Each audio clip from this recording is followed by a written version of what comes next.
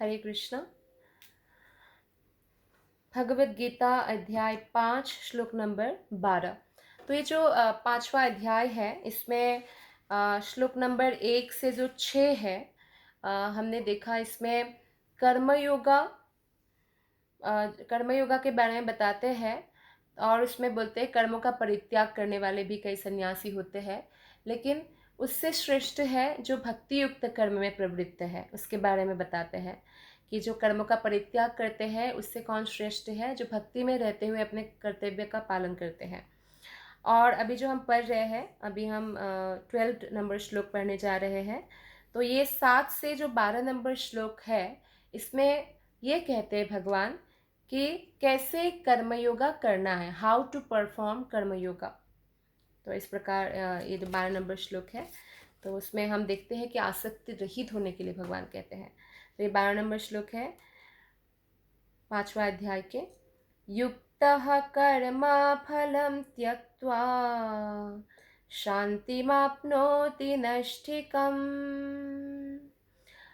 अयुक्तः कामकारेण फलसक्तो निबध्यते युक्तः कर्मा फलं त्यक्त्वा शान्तिमाप्नोति नैष्ठिकीम् अयुक्तः कामकारेण फले सक्तो निबध्यते। अनुवाद तात्पर्य श्रील प्रभुपाद के द्वारा। श्रील प्रभुपाद की जय। अनुवाद। निश्चल भक्त शुद्ध शांति प्राप्त करता है क्योंकि वह समस्त कर्मफल मुझे अर्पित कर देता है, किंतु जो व्यक्ति भगवान से युक्त नहीं है और जो अपने श्रम का फल कामी है वो बन जाता है। तो देखिए, बस एक चेतना का ही फर्क है, जो बन जाता है और जो नहीं बनता है, भले ही वो सेम कर्म भी करे, है ना। तो निश्चल भक्त मतलब जो सरल भक्त है, जो जिसका हृदय पवित्र है, जिसके हृदय में कोई छल कपट नहीं है, जो हिपोक्रेट्स नहीं है, बोलते कुछ और है करते कुछ और है, ऐसा नहीं है, जेन्युइन है, जो ऐसा भक्त शुद्ध शांति प्राप्त करता है। उसके मन में हमेशा शांति रहता है। क्यों ऐसा? क्योंकि कर्मफल तो वो कृष्ण को अर्पित कर चुके हैं, उसको उनको कोई मतलब नहीं। उन्होंने कर्तव्य पालन किया कृष्ण की प्रसन्नता के लिए, कृष्ण को समर्पित होकर। अब उनको कोई मतलब नहीं है फल क्या मिलेगा। जैसे हमने लास्ट श्लोकास में पढ़ा कि वो कर्म फल से ना घृणा करता है ना कर्म फल की आकांक्षा करता है। मतलब जो भी कर्म फल मिला, भले ही बुरा फल मिला, क्योंकि कई पूर्व जन्म में हमने पाप किए होंगे तो उसका बुरा फल अब मिल रहा है, तो घृणा नहीं करेंगे, उसमें भी कृष्ण की कृपा देखेंगे।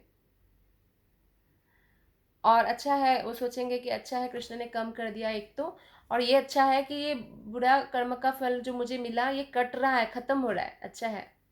तो ऐसे सोचता है। और वो ना कि आकांक्षा करते हैं, अच्छा मैंने ये कर्म किया है तो मुझे ये फल क्यों नहीं मिल रहा है।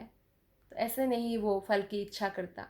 जो ये फल की इच्छा करता है वो बंधन में पड़ जाता है, जो फल कामी है अपने श्रम का। और जो अपने श्रम को कृष्ण को समर्पित करते हैं वो कभी नहीं बनता है। ये डिफरेंस है। तो इसमें देखते हैं हम कि कृष्ण कैसे कर्मयोग को हमें करना है उसकी शिक्षा प्रदान कर रहे हैं। तात्पर्य में श्रील प्रभुपाद जी बताते हैं कि एक कृष्ण भावना भावित व्यक्ति तथा एक देहात्म बुद्धि वाले व्यक्ति में यह अंतर है कि पहला तो कृष्ण के प्रति आसक्त रहता है, जबकि दूसरा अपने कर्मों के फल के प्रति आसक्त रहता है। तो ये अंतर है दोनों व्यक्तियों के प्रति। जो व्यक्ति कृष्ण के प्रति आसक्त रहकर उन्हीं के लिए कर्म करता है वो निश्चय ही मुक्त पुरुष है, और उसे अपने कर्मफल की कोई चिंता नहीं होती है कि क्या मिलेगा, लाभ होगा, नुकसान होगा, सुख मिलेगा, दुख मिलेगा। नहीं, वो अपने कर्तव्यों में स्थिर रहता है। और आत्मा का कर्तव्य है कृष्ण की सेवा, और जो शरीर से रिलेटेड भी कर्तव्य है वो भी कृष्ण की सेवा के रूप में वो करते हैं। तो इसलिए उनको कोई चिंता नहीं होती। ऐसा कहा गया है हमारे शास्त्रों में भी, जो भगवत भक्त है उनका जो आयु है वो सूर्य नहीं हर सकता। यानी जैसे सूर्य हर सकता का मतलब जैसे रात हो गया, कल दिन होगा, तो एक एक दिन आगे बढ़ रहे हैं ना हम मृत्यु के प्रति। तो एक भगवत भक्त का आयु सूर्य नहीं हर सकता है, क्योंकि हर एक क्षण वो कृष्ण के प्रति समर्पित है। तो हर एक क्षण उनका कृष्ण की सेवा में उपयोग हो रहा है, और उपयोग होने के कारण क्या हो रहा है, वो भगवत धाम की ओर आगे बढ़ रहा है। एक्चुअली मृत्यु के प्रति नहीं, मृत्यु तो एक गेटवे है भगवत धाम में प्रवेश करने का। भागवत में किसी कर्म के फल की चिंता का कारण परम सत्य के ज्ञान के बिना द्वैत भाव में रहकर कर्म करना बताया गया है। द्वैत भाव अर्थ है लाभ, नुकसान, सुख, दुख, हानि और लाभ, या ऐसा जो भाव होता है जय पराजय। तो द्वैत भाव के कारण ही लोग चिंता करते हैं। कृष्ण श्री भगवान है। कृष्ण भावनामृत में कोई द्वैत नहीं रहता है। जो कुछ विद्यमान है सब कुछ कृष्ण की शक्ति का प्रतिफल है और कृष्ण सर्व मंगलमय है। जो कृष्ण की आराधना करते हैं उनके जीवन में मंगल ही मंगल होता है। कई बार ऐसा लग सकता है कि अमंगल हो रहा है शायद, जैसे आपने देखा कि अहंकार तोड़ने के लिए भगवान कभी कभी भक्तों से जैसे कुछ ले लिया, क्योंकि उसका इतना अहंकार हो गया था या अटैचमेंट हो गया था, उस चीज़ को हटा दिया कुछ समय के लिए। तो वो ऐसा उस समय लगा कि बुरा हुआ मेरे साथ, लेकिन बाद में भक्त समझ गए ये तो कृपा हुई कृष्ण की, ये तो मेरा पतन होने वाला था, कृष्ण ने बचा लिया। जैसे कोई डॉक्टर सर्जन है और किसी को हार्ट में कोई प्रॉब्लम है तो उनका ऑपरेशन कर रहे हैं, या पेट का कोई फाड़ के ऑपरेशन कर रहे हैं, तो डॉक्टर उनको मारने के लिए ऑपरेशन नहीं करते। हालांकि उनको कष्ट होता है, सिलाई लगता है, बाद में उनको बहुत ध्यान रखना पड़ता है अपना, लेकिन डॉक्टर उनको मारने के लिए ऑपरेशन नहीं करते हैं, डॉक्टर उनको ठीक करने के लिए ऑपरेशन करते हैं। तो ठीक उसी प्रकार से भगवान अपने भक्तों का अहंकार अगर तोड़ते हैं तो उसको पतन से बचाते हैं, क्योंकि पतन हो जाएगा तो नरक तक भी चला जाएगा, जाना है भगवत धाम। तो इसीलिए ये भी कृष्ण की कृपा है और भक्त इस बात को समझते हैं। कृष्ण सर्व मंगलमय है। कृष्ण किसी को दुख नहीं देते हैं, क्योंकि वो दुख दे नहीं सकते हैं ना। जिसके पास जो है वो वही तो दे सकता है। कृष्ण के पास दुख नहीं है, आनंद ही आनंद है, सच्चिदानंद विग्रह। तो वो आनंद विग्रह है, वो आनंद दे सकते हैं। इसलिए कृष्ण से जो जुड़ते हैं उनको दिव्य आनंद प्राप्त होने लगता है। अतः कृष्ण भावनामृत में संपन्न सारे कार्य परम पद पर है, सबसे श्रेष्ठ कार्य है। कृष्ण की चाकरी, कृष्ण की नौकरी करना। इसलिए मीराबाई बोलती है ना कि मैं तो चाकर राखो जी, हे कृष्ण मुझे चाकर रख लो। कृष्ण के चाकर को कृष्ण अपने कंधे पर बिठाकर भी घुमाते हैं। गोप बालकों को कभी कभी खेल खेल में कंधे पे बिठाकर घुमाते हैं। गोप बालक कृष्ण से इतना प्रेम करते हैं, जब कृष्ण थक जाते हैं तो किसी गोप बालक की गोदी में सो जाते हैं। कृष्ण एक्चुअली थकते नहीं हैं, लेकिन ये भक्तों को आनंद देने के लिए। तो फिर कई गोप बालक आके उनके चरण दबा देते हैं, कई बहुत कुशलता से उनको पंखा झलते हैं ताकि उनको गर्मी ना लगे। हालांकि कृष्ण जब रहते हैं वृंदावन में से, यहाँ पे भौम वृंदावन हो, गोलक वृंदावन तो है ही, लेकिन भौम वृंदावन में भी कभी ऐसा गर्मी या सर्दी एक्सट्रीम ऐसा जो नहीं होता है। फिर कृष्ण के लिए सारे डेमिगॉड सेवा में लगे रहते हैं। भूमि देवी भी जहाँ जहाँ से कृष्ण चलते हैं ना, वो रूई जैसा उसका मिट्टी बना देती है। तो कोई उनको पंखा झलते हैं, सेवा करते हैं, आनंद प्राप्त करते हैं कृष्ण को दर्शन करते हुए। और कोई बहुत मधुर गीत गाते हैं जो सोते हुए अच्छा लगे, ऐसा गीत गाते हैं, तो कृष्ण की सेवा करते हैं। कभी कभी गोप बालक मैं कृष्ण को पहले, जैसे दूर है कृष्ण तो देखते हैं कौन कृष्ण को पहले छूते करके, ऐसे दौड़ लगाते हैं और कंपटीशन करते हैं, और सब लोग जाके कृष्ण को छूते हैं, फिर दूर जाएंगे, फिर बोलेंगे अब मैं छूऊंगा करके। तो इस प्रकार भक्त को आनंद प्रदान करते हैं कृष्ण, वो लोग कृष्ण को बार बार छूते हैं।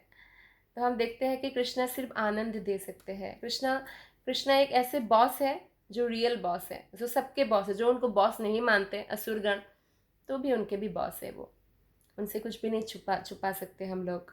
और हाँ, जब कृष्ण हम देखते हैं कि खेल खेल में गोप बालकों को कृष्ण कंधे पे बिठा रहे हैं। राधा रानी कृष्ण के टॉप मोस्ट डिवोटी है, राधा रानी के चरण कृष्ण अपने सर पर रख रहे हैं। कौन बॉस ऐसा करता है आप बताइए भौतिक जगत में? तो ये आध्यात्मिक जगत ऐसा होता है। भौतिक जगत उसका विकृत प्रतिबिंब है। यहाँ जो नौकर है उसका कोई सम्मान नहीं देते हैं इतना, आजकल तो बहुत मुश्किल है। तो फिर लेकिन आध्यात्मिक जगत में भगवान भक्तों को भी कंधे पे बिठा के घुमाते हैं, इतना प्रेम करते हैं। तो अतः कृष्ण भावनामृत में संपन्न सारे कार्य परम पद पर है, सबसे श्रेष्ठ है। कृष्ण का नौकरी, कृष्ण का नौकर बनना सबसे श्रेष्ठ पद है। उतना श्रेष्ठ पद पृथ्वी का राजा का पद भी नहीं है अगर वो कृष्ण भक्त नहीं है तो। वे दिव्य होते हैं और उनका कोई भौतिक प्रभाव नहीं पड़ता जो कृष्ण की सेवा में लगे रहते हैं। और सैलरी क्या है? कृष्ण प्रेम, और ये प्रेम बढ़ता ही रहता है। कृष्ण प्रेम इतना बढ़ता है उनके हृदय में कि सभी जीवात्माओं को प्रेम करते हैं, सब में समदर्शी भावना रखते हैं। उनके हृदय से ईर्ष्या, काम, क्रोध, लोभ, मोह, मत्सर सब हट जाता है। कितना सुखी वो व्यक्ति रह सकते हैं। तो इस कारण कृष्ण भावनामृत में जीव शांति से पूरित रहता है। और कोई शांति का फॉर्मूला नहीं है। जब हम अपने मन को जितना कृष्ण में स्थिर रखेंगे, अगर 2 घंटा रखा तो उतना शांति में रहेंगे, और अगर 2400 घंटा रखा तो 2400 घंटा शांति में रखेंगे। तो कैसे 2400 घंटा रख सकते हैं? हमें नवविधा भक्ति का पैकेज दिया है शास्त्र में, और श्रील प्रभुपाद ने नवविधा भक्ति का हमें ट्रेनिंग दिया है कि आप चैंटिंग करके थक जाओ तो क्या करो? श्रवण करो। श्रवण करके थक जाओ तो कीर्तन करो। कीर्तन करके थक जाओ तो आप अध्ययन करो भगवत गीता भागवतम का।